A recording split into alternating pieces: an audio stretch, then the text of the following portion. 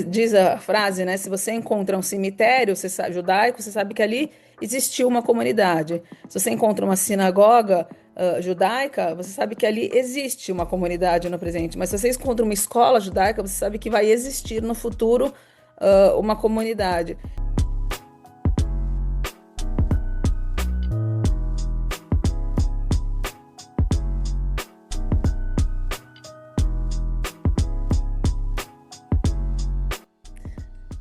Eu sou Karina Cohen Greenbaum, sou originalmente de São Paulo, venho de uma família judaica. A família do meu pai é originária da região do Líbano, né, e vieram para cá na época da guerra. Meu avô era nascido no Líbano, pai do meu pai.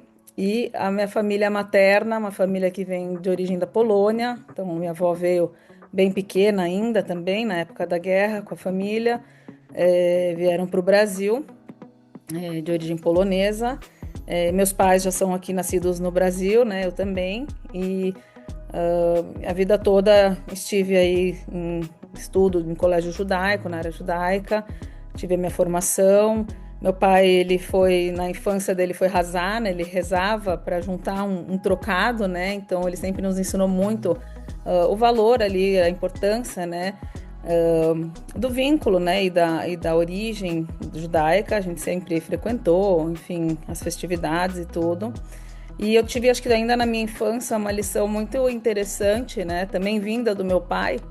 Mas o meu pai, ele, quando eu nasci, quando eu era bem pequena, com 3 meses, ele foi fazer um estágio em Boston, que ele teve uma oportunidade na época, ainda não tinha nenhuma condição financeira, ele teve uma oportunidade de ir. E eu ainda muito pequena, minha irmã também. Ele foi para Boston em janeiro e aí ele conta que estava muito, muito frio e ele foi sozinho, ele não tinha ninguém e o curso, ele chegou lá numa quinta-feira e o curso começava só na segunda.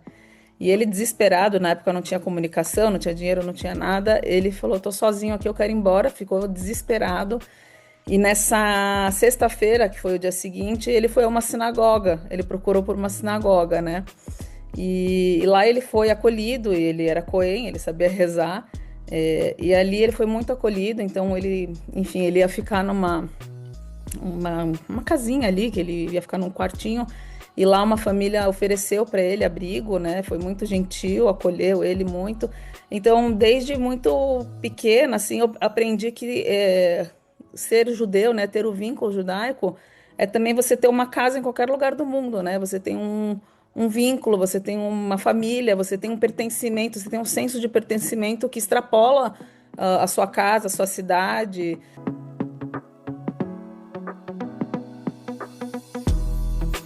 Enquanto eu vivia em São Paulo, né, eu não tive tantos vínculos, né, do ponto de vista comunitário, mas sempre tive bons relacionamentos, sempre tive ligadas a algumas instituições. Mas quando eu me mudei para Curitiba, e aí eu encontrei uma comunidade judaica menor, né, e talvez num momento ainda mais delicado, porque foi logo antes de começar a pandemia, né, então realmente era uma comunidade ainda mais frágil.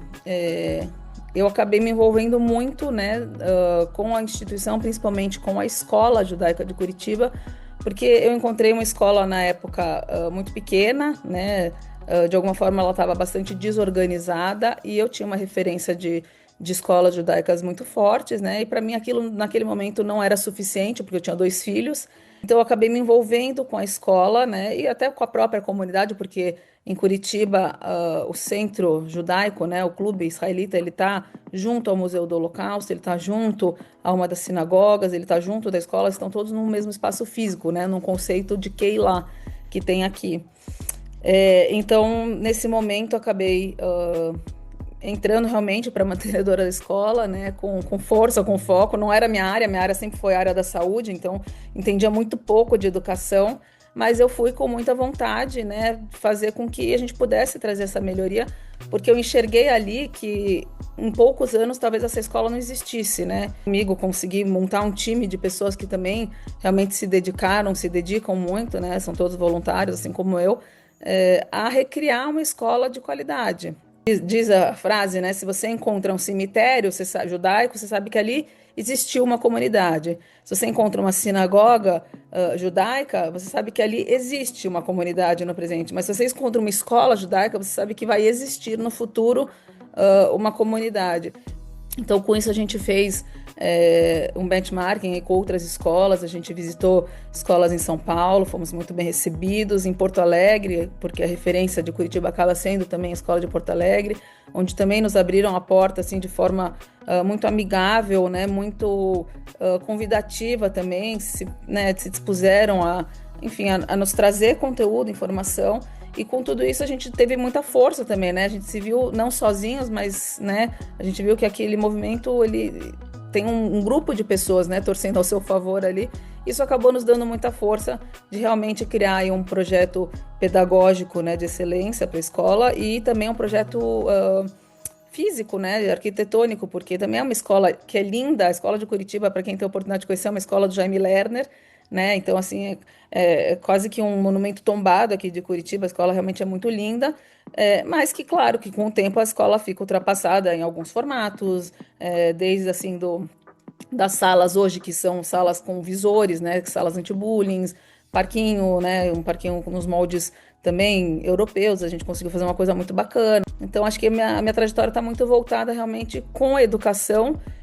E hoje eu aprendi que não tem nada mais judaico, né, do que uma educação de excelência. Acho que o povo judeu, né, é um povo que preza muito pelo estudo, pelo conhecimento, pelos livros e tudo. Então, para mim hoje é um motivo de bastante orgulho poder falar dessa escola, né, de Curitiba, da Escola Israelita de Curitiba. Dizer que eu tenha vivido alguma discriminação assim direta. Claro que indiretamente a gente se sente muito ofendido, né, com uma série de coisas que a gente vê, com notícias, que filhos de amigas que sofreram discriminações nas escolas, né, como desenhos de suástica. Então eu tenho muitos conhecidos com histórias, né, de piadas que viraram piadas antissemitas, né, crianças principalmente que estão fora das escolas judaicas e acabam sofrendo esse cenário. A mim, diretamente, como mulher, eu sou ortopedista, né, de formação, então eu vivi num ambiente muito masculino. Então, o fato de ser mulher, para mim, nunca me intimidou muito, porque eu tive que crescer num ambiente muito masculino.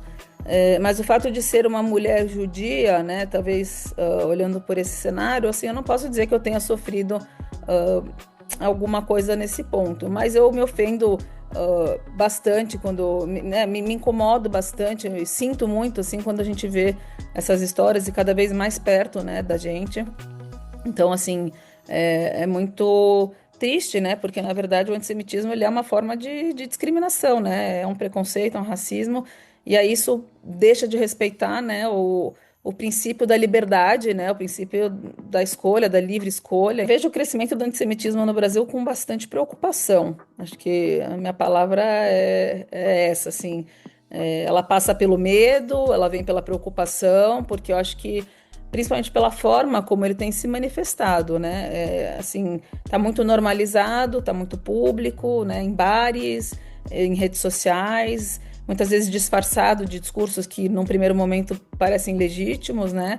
E a história mostra pra gente que o antissemitismo ele não começa grande, né? Ele começa nesses movimentos mesmo. Ele começa silencioso, ele começa, acho que, com essas relativizações que são perigosas, né? Quando você relativiza falas, situações.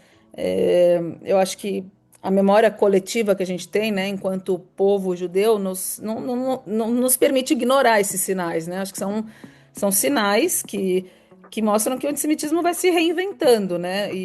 Assim, hoje a gente vê, né, ataques diretos, ataques indiretos, enfim, a gente vê na Austrália, a gente vê nos Estados Unidos, a gente vê na Europa diversos pontos, e aqui mesmo no Brasil, né, bares e colocações que muitas vezes eu acho que o Brasil ele sempre foi um país, né, em que a minha sensação, a minha percepção é que a gente tinha uma convivência relativamente harmoniosa, né? Eu tinha essa percepção até então, apesar de ter crescido com a história, né? E isso talvez os meus amigos não judeus não conheçam tão a fundo como a gente conhece, porque a gente escutou essas histórias não só na escola, mas dos nossos avós, né? A gente escutou dentro de casa essa história, né? Eles viveram isso. O meu sogro foi partizan, né? O pai do meu marido, ele veio na floresta carregando o irmão dele de 4 anos no cangote. né? E eu tive a oportunidade de escutar esse tio do meu marido, meu sogro era falecido quando eu o conheci, mas esse tio contou pra gente algumas coisas que realmente, assim, ele não conseguia nem contar, tão dura era a história, né?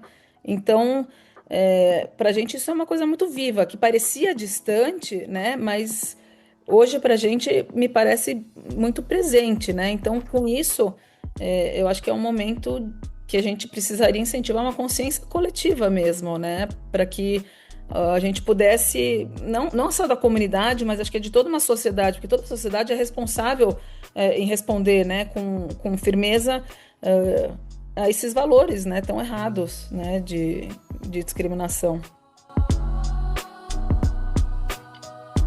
A gente tem que ser responsável pelas coisas que a gente fala, né, pelas coisas que a gente posta. Então, eu vejo que muita coisa é colocada ali com irresponsabilidade, às vezes nem é tão fundamentado, mas as pessoas confundem termos, as pessoas confundem posicionamentos políticos.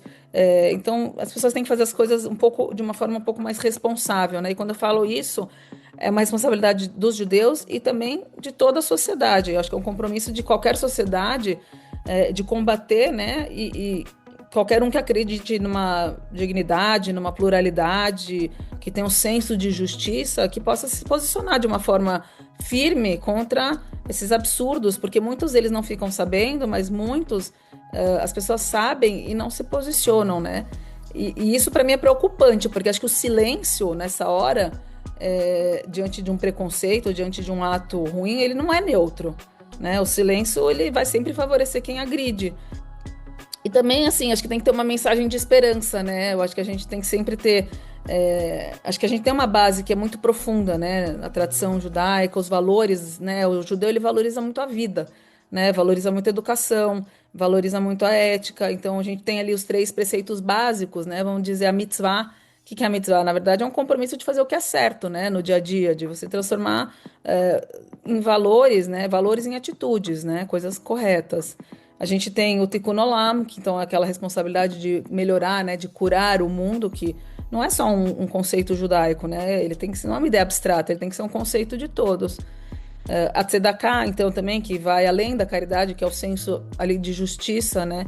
Então, acho que a gente tem todas essas mensagens que, por tempos, foram tentadas, né, serem silenciadas e tudo, e elas seguem firmes, né? São uma base forte. Então, eu acho que a gente tem que ter esperança também, né, de que a gente hoje é fortalecido, nós somos poucos, né, mas acho que nós somos unidos, eu acho que somos, de alguma forma, vamos dizer assim, nos posicionamos, né, dentro de uma sociedade, e eu acho que a resposta nesse momento ela tem que vir realmente com firmeza, com clareza, e mais do que tudo com educação. Para mim, acho que a educação, né, e isso tem tudo a ver hoje com a minha missão, que é dentro da escola, de realmente as pessoas elas precisam ser educadas, né? E até as pessoas que se posicionam de forma erradas, elas precisam ter um diálogo aberto, elas precisam ser informadas, elas precisam conhecer um museu do Holocausto muitas vezes, né? Elas precisam saber que a história existiu, né? Então que esse medo ele é real e esse silêncio hoje,